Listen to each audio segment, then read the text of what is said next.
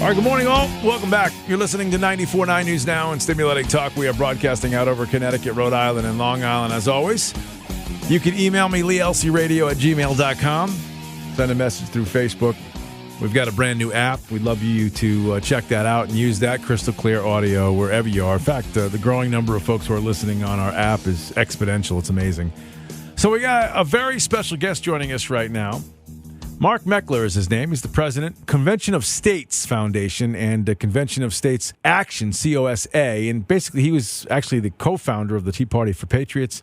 And I'm lucky to get him on here today to talk about some of this stuff. So Mark Meckler is his name. Mark, good morning. How are you? Good morning. Good to be with you, Lee. All right. So the first thing that people are probably going to want to know is, what exactly is the Convention of States? Yeah, it's interesting because if you don't know, then you've probably never even heard about it, which is not unusual. The Convention of States is a mechanism contained within Article 5 of the United States Constitution. It's a way that we can get together as people acting through our states to propose amendments to the Constitution to restrain federal tyranny. There's two ways to amend the Constitution. One is to have Congress propose an amendment when two-thirds of either house or both houses ask for it. And then that gets ratified by the states if they make a proposal. And the second way is when two-thirds of states call for a convention, the states then gather to propose amendments in the same manner that Congress can, also then requiring three-quarters of the states for ratification. So specifically what we're doing is we're using the second clause of Article 5 to allow the states to call a convention to propose amendments to do things like impose term limits on the federal government, not just congressmen, by the way, but also bureaucrats, staffers, the deep state as we now know them. Number two, to impose fiscal restraints on the federal government, things like the balanced budget amendment and limitation on taxes and spending. And finally, limitations on what we call scope, power, and jurisdiction of the federal government.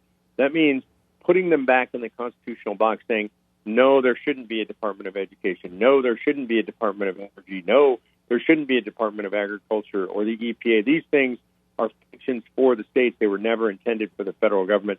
So that's kind of the basic overview of what we're doing with Convention of States. All right, correct me if I'm wrong, though, and this is by design. It's not easy to get the Convention of States folks together, and it's not easy to overturn certain elements in the Constitution, et cetera. So as far as I know, this has only happened, twice in the history of this country, I think?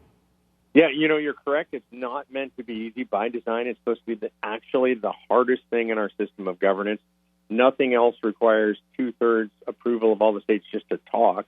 Nothing else requires three-quarters to ratify or to get done. And so this is the highest bar in the American system of governance. And in fact, Lee, the bar is so high that we've never held a convention of states in the history of the United States of America. Okay, I thought there was one back in the late 1700s, and one early, but there wasn't. So that hasn't happened at all.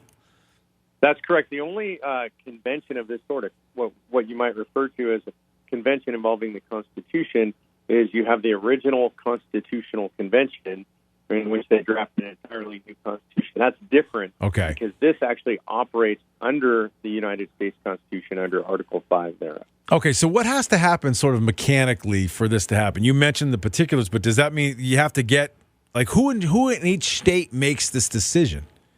Sure. So the way the process works is according to the Constitution, it requires just both houses of the legislature in every state to pass a resolution. In this case, 34 states or two-thirds of states will be required. So no governor's signature. It's not like a piece of legislation. Right. It's a resolution, which means the House does it, the Senate does it, and then your state is on record as calling for a convention. And then what happens is when the states reach that threshold of 34, it says in the Constitution that Congress names the time and place. So Congress will name the time and place for convention. States will gather in convention, and they will debate amendments according to the restrictions put on them by the states. Yep. And in this case, the states are saying only those three things I talked about could be discussed: term limits, fiscal restraints on the federal government, and anything that would limit the power of the federal government. So it couldn't be something like, because I know this was a conversation, it couldn't be something like making popular vote the way to elect a president. No, absolutely not, because that does not limit scope, power, and jurisdiction of the federal government, doesn't impose term limits, doesn't impose fiscal restraints on the federal government. So that actually couldn't even be discussed at a convention like this. All right, so how can the Convention of States essentially help return the power to the states, which is where it was originally intended, which has been siphoned over the years? So so here's some of my favorite examples. I mentioned them briefly, but for example, one of the big ones is, in my opinion right now, removing the Department of Education. The Department of Education has been a pollutant in our education system. CRT, critical race theory, is coming down from on high through the Department of Education. And we've spent hundreds of billions of dollars on education through the Department of Education for literally zero increase in test scores, and I would argue damage to our education system. That should be controlled by folks at the state or local level, so we could do away with the Department of Education. I think we should do away with the Department of Agriculture. Agriculture is fundamentally a local thing. It belongs in the state or the localities. We could do away with the EPA. I think this is really important. Environmental protection, every single state, whether we're talking Connecticut, New York, New Jersey, California, they all have their own environmental protection agency of one sort or another. That's best left to local people. Here's another one that's sort of a hot button, frankly, is you hear people talking about packing the Supreme Court. We could limit the ability to pack the Supreme Court by saying the Supreme Court is limited to 9 justices. So there's all kinds of things we could do to deal with the problems we're facing today and to sort of lock the federal government back in the constitutional box. Once again, we're talking, a very special guest, Mark Meckler, is joining us, and I really appreciate him carving out some time for us today to discuss this, because this is something that sort of runs across my desk every once in a while, and we really don't know, which way to turn or how to. This is a general question. I know there are a lot of folks out there. I have a lot of very conservative listeners. How would a listener out there who's listening to you right now, driving to work, how would they help? What do they do? The most important thing they can do is get involved. One of my frustrations is a lot of us, and I was included prior to 10 years ago, listen, we get frustrated, we yell at the radio, and then we don't do anything. So getting involved is the main thing. In our case, go to conventionofstates.com, sign up. You click on sign the petition. That'll send a petition to your state legislator, both House and Senate. And then the next thing is click take action and become a volunteer. This organization not only is involved in calling a convention of states, but we've been involved in elections, over 256 of them in 2020. We've been involved in things like ballot integrity and election reform, things like school board reform, pushing back against CRT. If folks want to be involved, conventionofstates.com. So one of the things you talk about, too, is that voting in the right people doesn't necessarily ensure that things are going to be done correctly. Can you explain that to everybody? How does not getting the right people into office not make a substantial difference?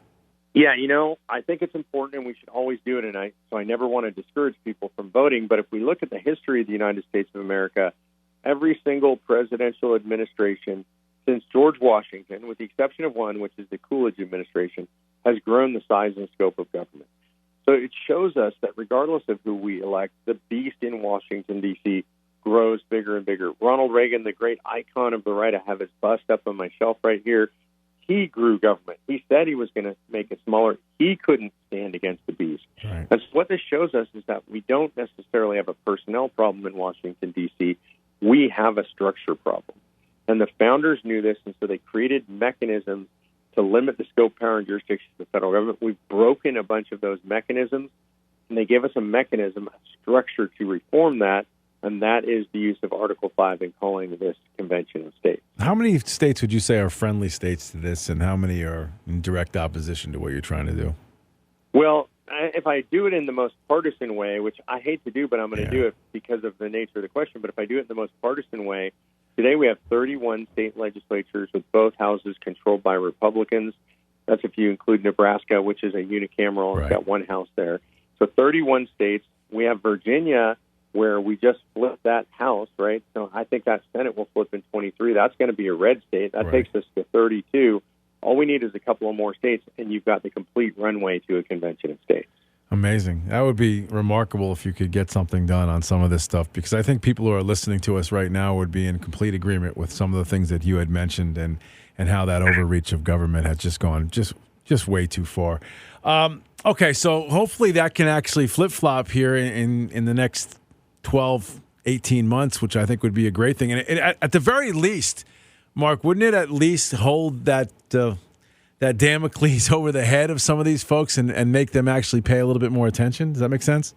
It absolutely makes sense, and we have a history that shows us that. In fact, Congress will start paying very close attention to this. I would say when we, get upwards of 30 states, they're going to start to panic. They're going to start to propose amendments. I would argue they're probably going to propose legislation. And I think it's good that they'll do so, but I think as Americans we should understand this, that whatever they propose likely will have loopholes in it. That's Right. how they do it. And so our job is to say, hey, thank you very much. We appreciate you moving in the right direction, and we're going to hold a convention of states, and we are going to put those handcuffs back on you. So let me ask you, I don't mean to change gears, but I'm interested or curious about this. So you were one of the co-founders of the Tea Party Patriots and had such promise in the beginning. And, even that initial election, which sent so many people down there to Washington, and they tried very, very hard. But maybe it's just what you had just said. It's just this machine is too big to move. And now there's nobody left in Washington that's a deficit hawk. There's nobody paying attention to how much money we're spending. Does that still, that has to concern you, doesn't it? It terrifies me because the reality is, that which can't continue forever won't. The only thing we don't know is what's the timing of the collapse. But I would argue that no matter what we do, there is going to be some sort of economic reset coming. It's Right. a very huge frustration to me that nobody is talking about fiscal responsibility. And as much as I liked a lot of what President Trump did, I blame some of this on him. Right. He was a bigger spender, frankly, than President Obama was. Outrageous amounts of money spent during the Trump administration. I predicted this. Again, I really love President Trump. I think the greatest modern American president. But as a real estate developer, and by the way, that's my background, I know how much developers are comfortable with debt. Debt doesn't matter to a developer. It's what their business is built on. So I didn't have any hope that he was going to restrain the federal government financially. It's going to be up to us, the American people, to do that. He spent it on the wrong thing, too. I think if he had built the infrastructure package first, he'd still be president. I think if he went that route, it'd be a whole different ballgame. But I agree with that, Lee. I know you got to go, but really quick, you were also interim CEO of Parler, and that just makes me think Facebook and Twitter and all these other very left-leaning sort of social media platforms. Do you ever see a day when that's going to sort of balance out somewhere along the line? Yeah, so I'll just tease you here. There's something coming. I'm involved. All right. And it's substantially financed. It's going to be legitimate. It's going to be a legitimate alternative. And no, I can't really say a lot more. I just said a lot more than I'm allowed to say. Okay, all right. You are the first person I've said it to on air, so your listeners get it first. Well, thank you, brother. I appreciate it, man. One more time where folks can help you out as far as the convention. Yeah, they can go to conventionofstates.com, sign the petition, click the Take Action tab, and get involved. Thank you, brother. I appreciate it, Mark. Have a great day. Thanks, Lee. God bless you. You too. Right back at you. Good guy, great success. Super success story there. So I appreciate him giving us a few minutes today. And as always, some interesting information and some insight. And we got something coming maybe. I'm here live in Philadelphia at the Tomb of the Unknown Soldier. When you hear the phrase lives, fortunes, and sacred honor, these are the folks we should think of, those who anonymously gave their lives. Well, today you have a chance to volunteer. You need to volunteer for conventionofstates.com, the movement that's going to save the country. These folks are willing to step up and give everything. We need you to give just a little bit. Go to conventionofstates.com and volunteer today.